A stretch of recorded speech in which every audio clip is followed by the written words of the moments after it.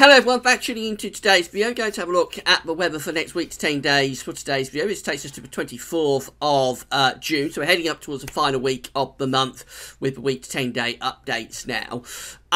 Been very unsettled today, very stormy start up in the north. The winds are still pretty gusty actually across the northern parts of the country, but they will begin to moderate through the course of this afternoon. But we have had gusts over 70 miles an hour across some northern west parts of the country. It's a very strong wind for mid-June.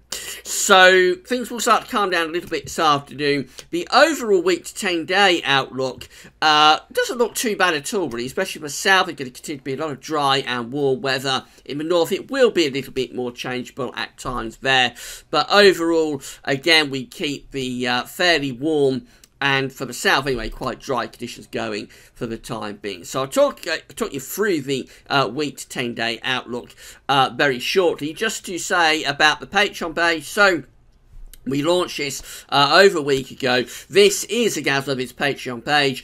You can come here and become a patron for Gaz Love It's by pledging a little bit of money. It only has to be $1 a month or above. So I'll leave the link to this page at YouTube in the description box. Also link to it at all pages at Gaz Love. We've got two more patrons that I'm going to give a shout out to. So I said that anybody that does become a patron for Gaz Love It's or donates through PayPal will get a shout out in the videos. You'll get a thanks from myself in the videos for supporting the website. So we've got two more patrons to announce. We've got David Greenfield has become a patron for Gaz Love It's, and also Miles Moriarty has become a patron for Gaz Love It's as well via our Patreon page. So a big thank you to David and to Miles for becoming Gaz Love It's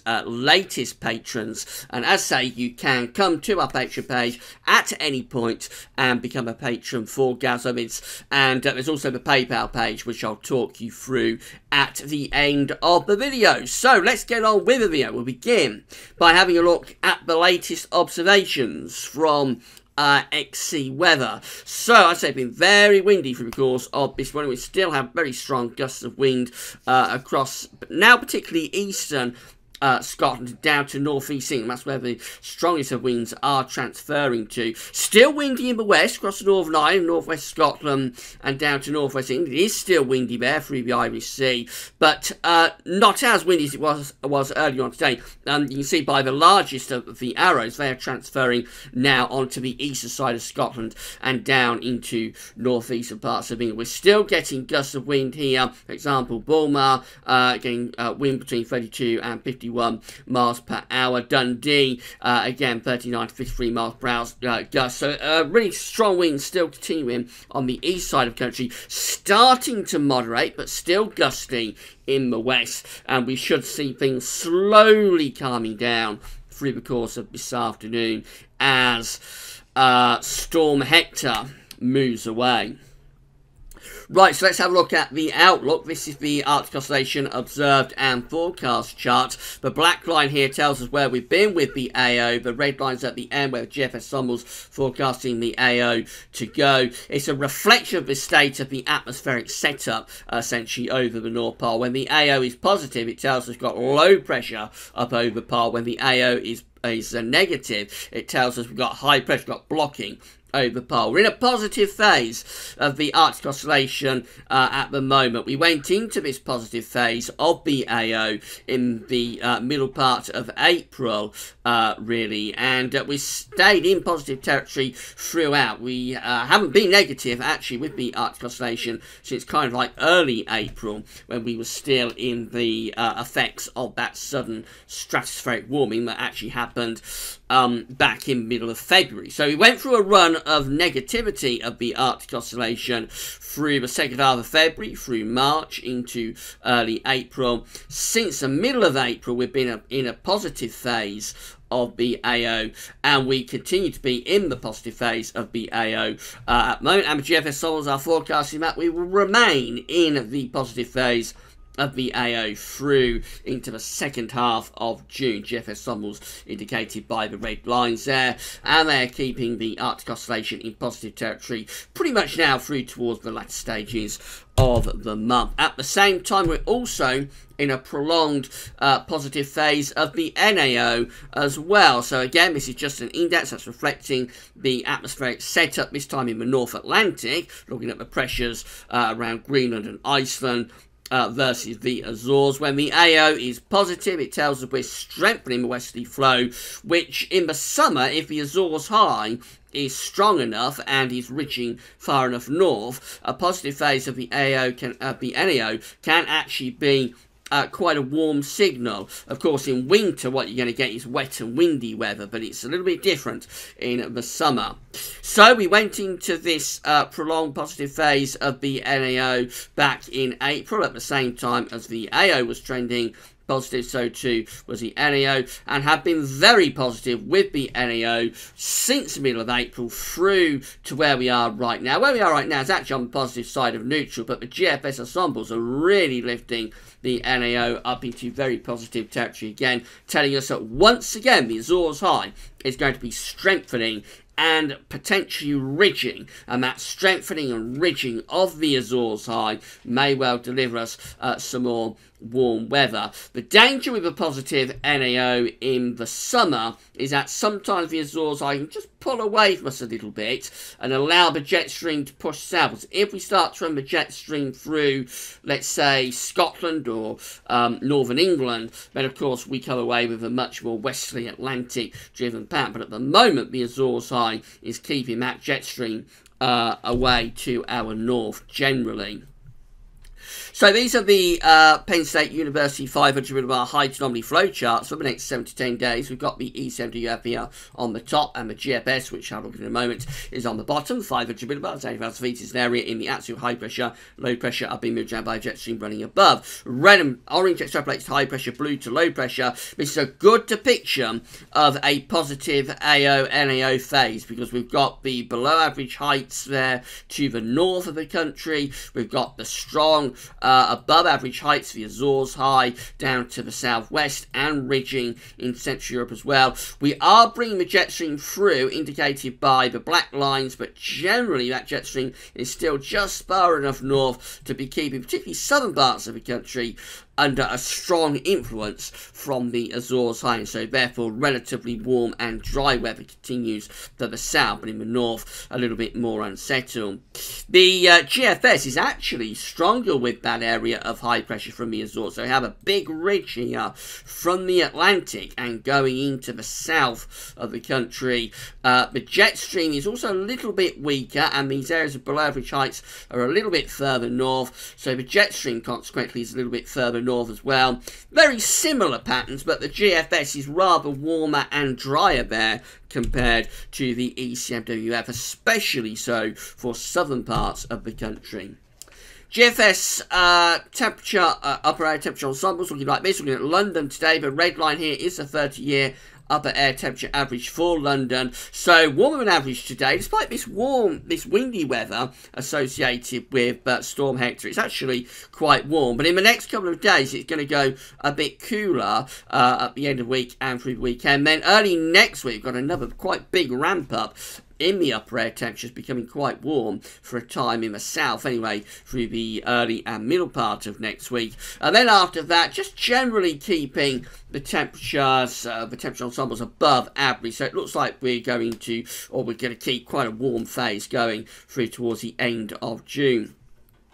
Precipitation like that, so lots of dry weather coming up. This is for London, remember, down in the southeast. It will be more unsettled in the north and west, but as far as precipitation goes from the southeast, plenty of dry weather coming up. Yes, there are little rainfall spikes here and there, indicating at times we might push a few showers down to the southeast of the country, but essentially that is a very dry looking ensemble going right way through now to the end of June. That's virtually the final day of June just there. Temperature anomalies for the next week from the 14th to 22nd of July, around average. For the north, maybe ever so slightly below average, but for the south, ever so slightly above average. Either way, not a big deviation, but I've got a feeling these will start trending warmer in the next few days. Precipitation anomalies look like that. The western Scotland and Northern Ireland, it's close to average, or a little bit above.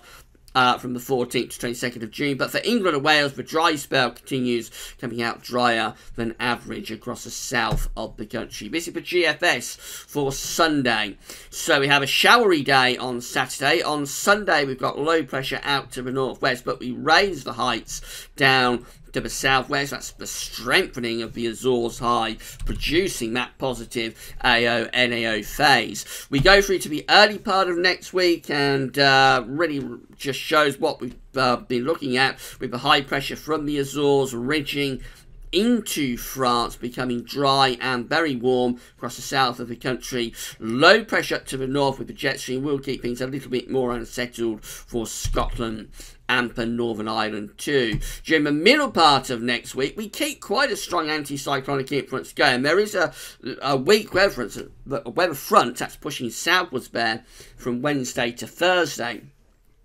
But essentially, high pressure is squeezing the life out of that. So, a lot of dry weather. The only difference is probably that the temperature's lower a little bit, becomes a little bit cooler through the second half of next week in the south. But essentially, lots of dry weather continuing with that area of high pressure from the Azores going into the weekend of the 23rd and the 24th of June. By Sunday the 24th of June, it looks like it is just starting to turn a little bit more unsettled to the northwest. Low pressure is beginning to start to move in from off the Atlantic, so that could begin to bring showers or longer spells of rain in.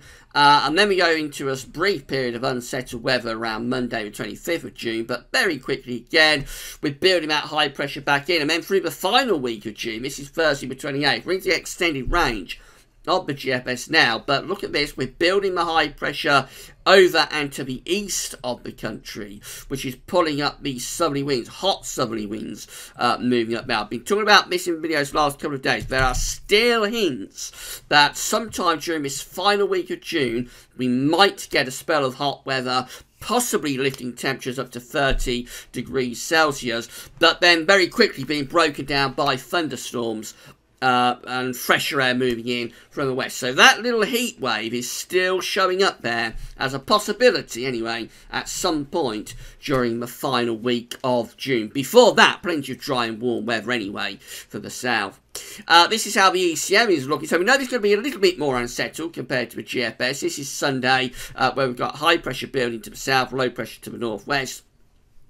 Early part of next week, we have this ridge from the Azores building into the south. Low pressure keeps things quite unsettled in the north. That's the middle part of next week, where all of the unsettled weather looks like it's in the north and the northwest. The driest, warmest weather. It could get very warm, actually, for a time next week. The driest, warmest weather is in the southeast. I wouldn't be at all surprised to get temperatures up to 27 degrees, around 80 Fahrenheit in the southeast of the country at some point through the early or middle part of next week, before it cools down as we bring that very weak front across the country, raise heights again behind it, so keep lots of dry weather going, just the temperature probably lowers a little bit into the latter stages of next week. And then we go into this weekend of the 21st, 24th of June, and gradually it's starting to turn more unsettled again as heights are beginning to just try and pull out to our west a bit and allow this low pressure to come down from the north. That probably brings some quite heavy rain to Scotland. For England and Wales, much more speculative